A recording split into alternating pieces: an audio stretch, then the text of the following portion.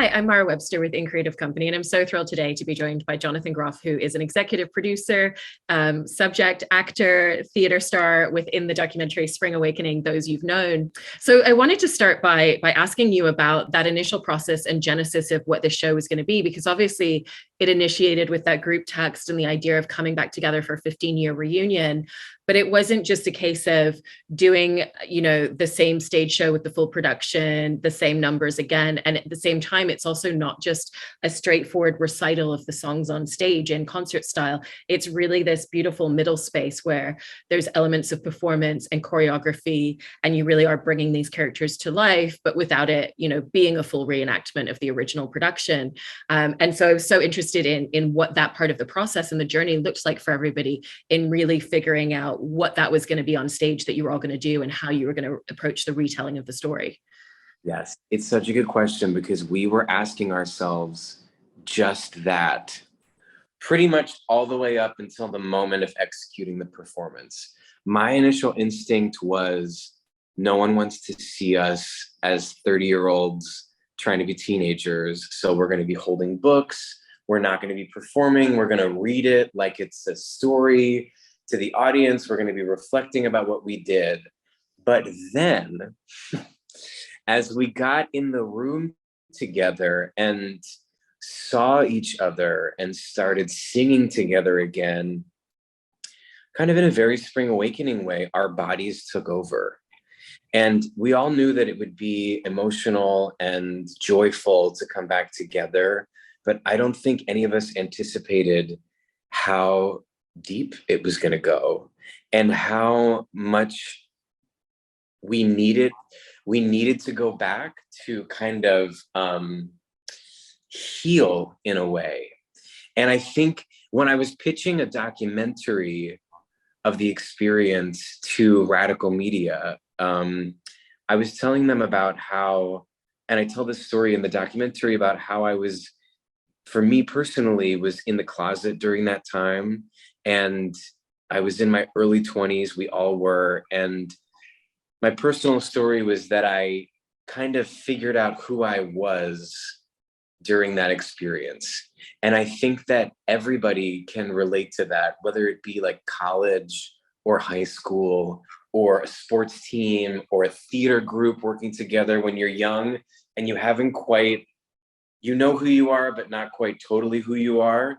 And we had this unique experience of being that age, finding ourselves, but then also getting to do this amazing material in this Broadway, what became a Broadway sensation. And so being able to look back at that time as adults was incredibly emotional and incredibly healing for us to come together as a group, and very therapeutic. But I would say, as far as the performing of it, it was kind of shocking how our bodies took over. It was like, whoa, the lines came back and the songs came back like this. And just as much as it came back for us, the other big surprise was being in that theater with the audience, who was filled with people that had grown up watching the show as well. And so we were so grateful in the end that we had cameras in there, because it was one of the most explosive nights I've ever had in a theater. And in terms of that explosiveness and that connection with the audience in the theater that night, it's also not the same interaction and energy of an exchange that you have with them. There's no fourth wall. You can go right up to people and sing along with them. And also they're able to participate in a different way as well. They can sit in their seats, they can sing along, they can be kind of like dancing and moving in a way that when you go to a show, you're not necessarily doing. And so how did that just completely create this very unique energy of performance and exchange and interaction that you had with the audience? Yeah, it's funny because even when we were doing the show 15 years ago, our relationship with the fans and the audience was incredibly singular because we were the same age as them. And an actress named Alexandra Sosha, who ended up replacing Leah Michelle in the show after she left and was her understudy for a long time, she took a picture with me as a fan at the stage door in February of 2007. And then 4 months later, I was on top of her in the hayloft scene, making love to her. And that's like a little example of just how kind of fluid the relationship was between actors and fans that you just don't get in any other show, because usually the actors are older and the fans are younger and it's a different exchange. And that sort of led right up to now, 15 years later, the show is just as much ours as it is the fans.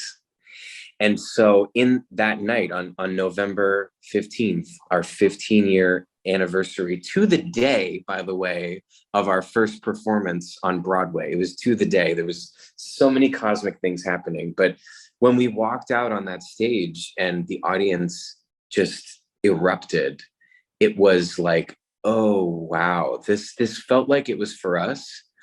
But actually, it's now at this point, the rehearsal process was for us, but now this is for them. And I really feel very deeply that this documentary that we made is for the fans of the show. But one of our big mission statements in making the documentary was, Spring Awakening happened before the age of social media. So there's not this like visual record of what happened in that experience and how much that show meant to us and meant to the fans. And now we have this record of what a miracle it was, what a brilliant show it is.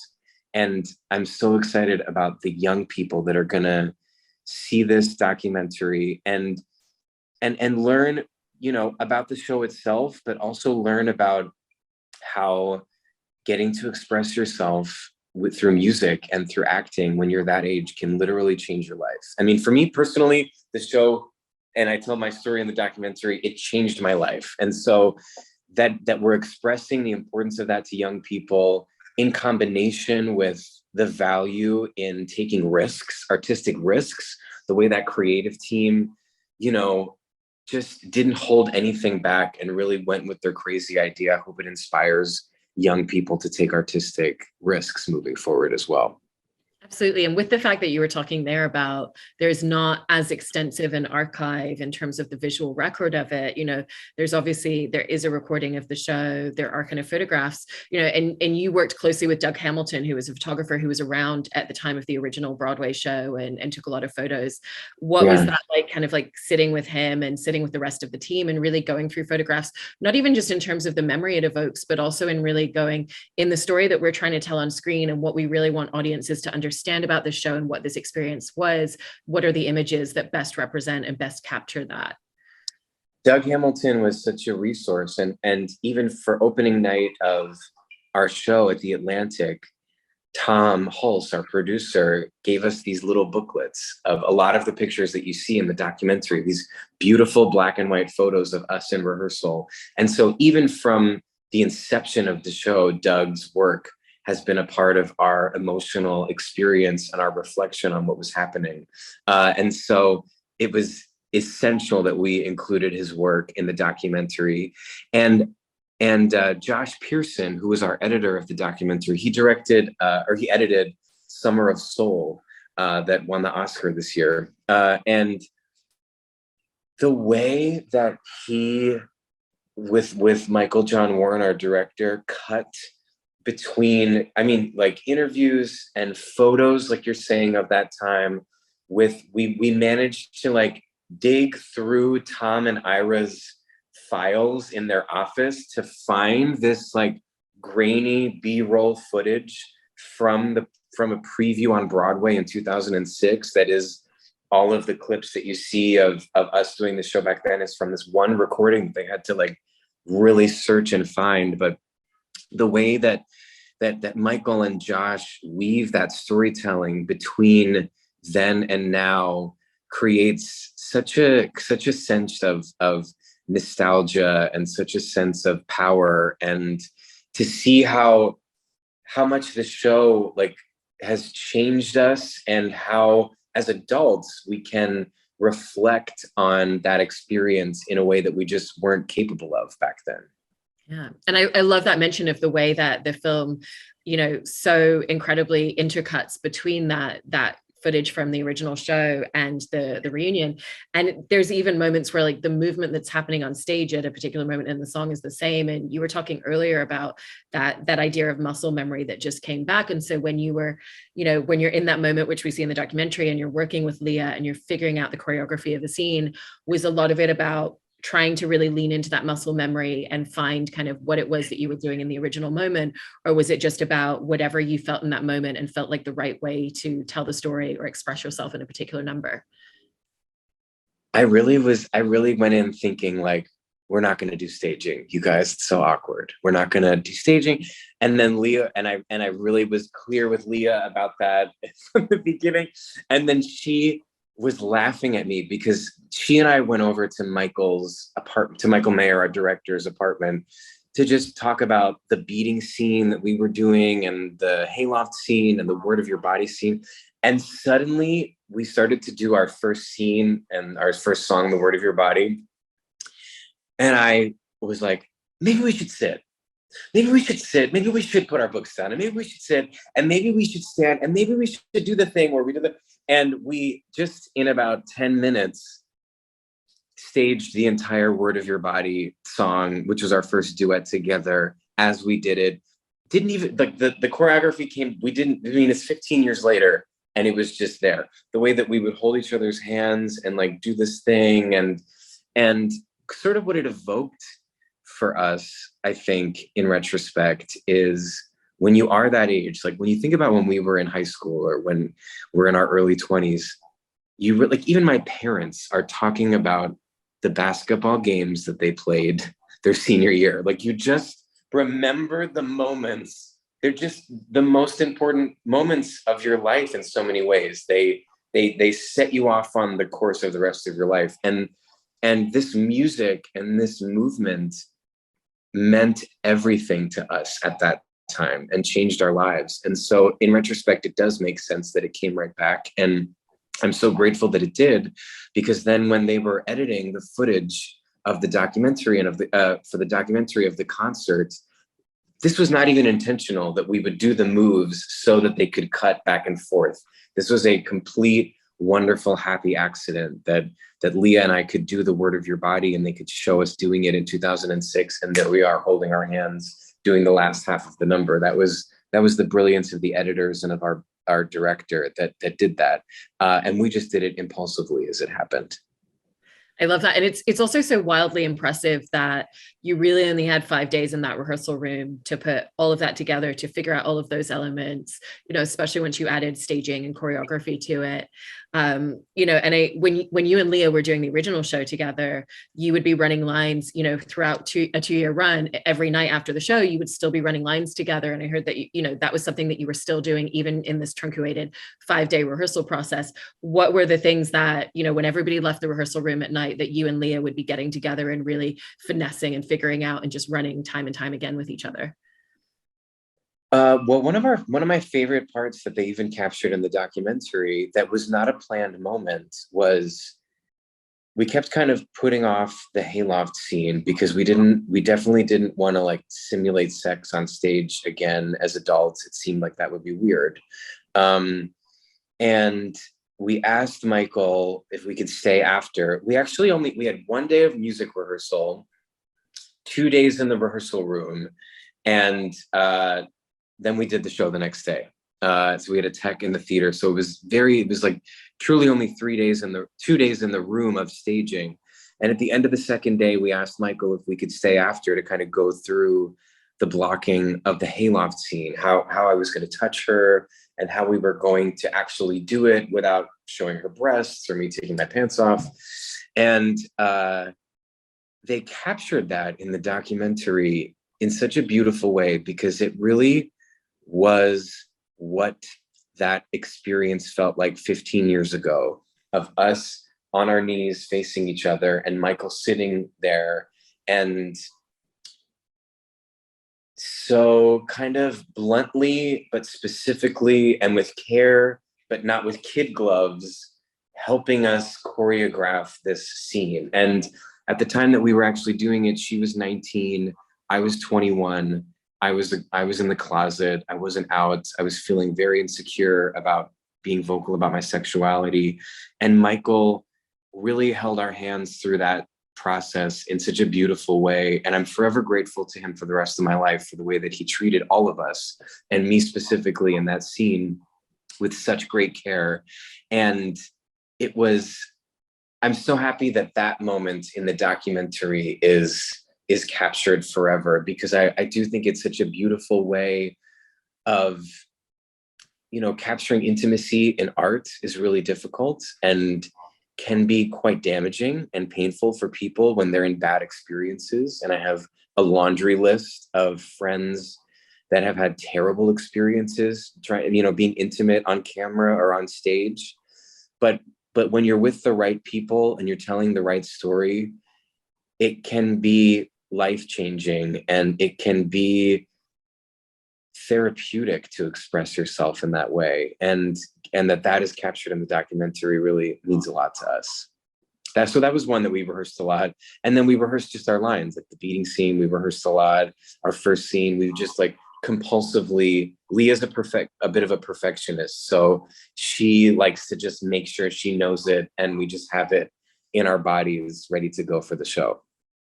I also love that they captured that moment where, everybody's just sitting on the chairs and you're going through that music rehearsal and you see Leah just kind of singing those first few notes. But I also love that we see you just kind of completely uncontrollably losing it in that moment. And, it's something that you say in the documentary is like, I not knowing how you were going to get through the show without crying, because obviously there's so much emotion and there's so much history and reverence that comes with it. And, even in that moment where Leah stands on stage when you're doing the show and we see her the camera just holding on her, just like breathing really heavily, just taking it in before she even kind of gets that first note out. And again, we kind of like see you to the side. I really loved moments like that. Was there anything that you felt like you could do for yourself to try and like prepare to like brace some of the emotion? Or did you just want to allow yourself to really lean into it in the moment and experience it to its fullest extent? There was like 5% of me that was worried I was going to have a breakdown on stage in front of the audience and not be able to make it through the show. And even our crew from Radical, they were like, I would be saying to them, like, you guys, like, how am I going to do this? I literally didn't make it through the show. I mean, the character of Melchior cries at moments in the show, so easy, like right there it is, no problem. But there were moments in the show where I'm not supposed to be crying that I kept crying. Even the first scene with Leah, just seeing her walk on stage made me cry. And I was worried about that. But then once we got in front of the audience, I realized that my responsibility to tell the story to them completely, it didn't even affect me at all. Like I became so committed to just like expressing the story. It was great in the rehearsal to get those moments, but once it became about telling the story, it totally went away. But I was holding on to so much back then. I realized, I learned, I didn't know this until we got there. But when I was singing those All That's Known with Kim Grigsby, our music director, she stopped me halfway through and she said, Jonathan, you're singing it like you used to when you were 20 years old. You're so tight and you're not supporting, and this is not how you sing anymore. Like you can like breathe and open. You don't have to hold on. There was so much muscle memory I had of holding. I think because there was just so much pressure of the show, but also compartmentalizing my sexuality and what I was holding on to and keeping in at that time. I when I went back to sing the music, it was holding, and she was like, sing it again, but I know there's so much more to find, really open. And I just started crying. And that was just, I think the whole, I had to go back and do it all again and open myself up and unblock myself, because a lot of my held tight tension from that time was still in my body when I went back to that music. So it was very therapeutic for me personally, just to like let it all go. I mean, it's so interesting hearing you talking about the tension in that way and the way that it kind of influences your voice. And I know you've also talked about the experience of a few days before the Tonys where your body just kind of like crumbled and it was just like this release of all the stress that you were holding on to that you didn't even realize you had in your body at that moment. Did you find that kind of like the next couple of projects you went into, did you still have elements of that? Or like what was your relationship with like that tension and how you manage it as a performer? Because there's a lot of natural stress that comes with performing and working on a new project and everything that you're carrying. And there's different ways to kind of like approach your relationship with it. And so how did the experience of knowing that that was such a part of Spring Awakening influence the way that you then have had that relationship in projects following it? In a very practical way, I started getting massages. So I would say the two kind of practical things, just from like a logistical standpoint, that perhaps are a little boring, but I would get a lot of massages and weightlifting and exercise and full body training helped me unblock and keep my body more sound and keep things flowing. So there was those two kind of external things that I did, but then I would say the big two emotional things. The first big thing was coming out of the closet. So being honest about who I was and bringing that into a room and being confident enough to share who I am and not have to express myself in a character, but hide another part of who I am, but actually just unlock and allow the flow to happen, changed everything for me. And Spring Awakening was the jumping off point for that. And related to that, moving forward, is I learned that I'm not a confrontational person, and I sometimes struggle to speak what I'm feeling. And so just trying to keep an eye on that and being honest. I mean, it's something I still try to do every day, but I don't succeed, but I try every day to just constantly express what it is I'm thinking, feeling, experiencing in a room, in a creative process, allows that kind of body collapse situation to not happen for me. I also was really interested in that trajectory and that journey of when you took the show to Broadway, because you're taking a show that you know so well at that point, a character that you spent so much time with, and yet then you're in a different type of space and you're figuring out what are kind of the small configurations that we have to make in order for the show to work in this space. And, you know, it did become a sellout run, but that wasn't the case at the beginning. You know, in the documentary, everybody talks about we were playing to 300 people in an 1,100 seat theater. That's a lot of empty seats. And that's a very precise type of connection to the audience. Again, you know, going back to that idea. And so what were some of those configurations that happened to the show within that space? And also just in terms of like that connection with the audience, but not having a full house yet, because obviously it was very different once you had full houses every night. There was a kind of, you know, Sally Bowles in Cabaret energy where, you know, she's singing maybe this time to 5 people in the Kit Kat Club, but she needs to express herself and she is going to perform with no one in the audience because she has something to say. And so even though there was 300 people in the audience, we really didn't let it get us down, because we believed in our show so much and we had so much energy and we had so much to say that we had to get it out 8 times a week. And so performing the show for a full house was amazing. But even the 3 months before that, when we weren't a certified hit, it was still amazing because we were getting to work our shit out in this phenomenal piece of art. And so the size of the audience didn't diminish our young enthusiasm to perform our show on Broadway.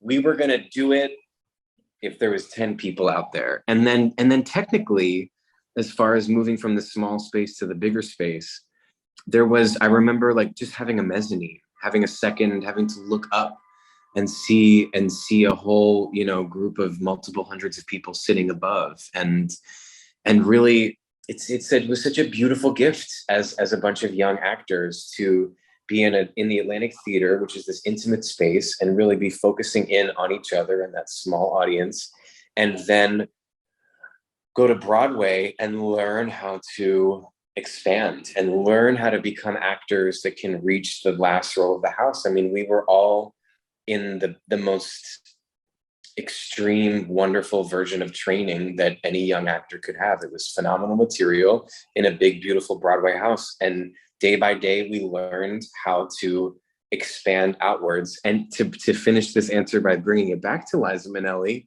I remember her coming to our final preview before we opened, and she came backstage and she was like, "This is the most exciting thing I've seen in years. And I just want to encourage all of you to use your diction so I can hear what you're saying, because the words are so poetic and sometimes I can't understand it. So please use your diction. And when you stand at that microphone stand, let us see you, stand up straight and take it all in." And I mean, this was like, we had a revolving door of theatrical luminaries and pop stars coming into Spring Awakening. And I mean, those were our teaching moments. And that was part of what made it such a beautiful experience. That's incredible. And also goes to show, if there's a handful of people in the room, one of them might be Liza Minnelli. Exactly. I also wanted to talk a little bit about, filming the interviews for the documentary as well, because again, the same as putting on the reunion show, there was very little time compared to how much time would usually be spent to put together documentary interviews, and Michael really had about an hour with each of you to sit down. And, there's just such openness in the stories that you're telling, such clarity, such conciseness. Did you go into those interviews with like any sort of sense of what you wanted to convey to the audience about your experience from the show, what it meant to be bringing it back? Or was it, about the space that Michael was creating? I know he said that for him, he's so used to having to kind of like draw stories out or like ask follow-up questions, but with all of you, it's like you all just kind of came in straight out of the gate. We're telling things that immediately could make it into the film. I would say it's a combination of two things. I think from our perspective as a cast and a creative team, this is like talking about your family. It just flows. I didn't prepare any answer. I didn't think about what I was going to say.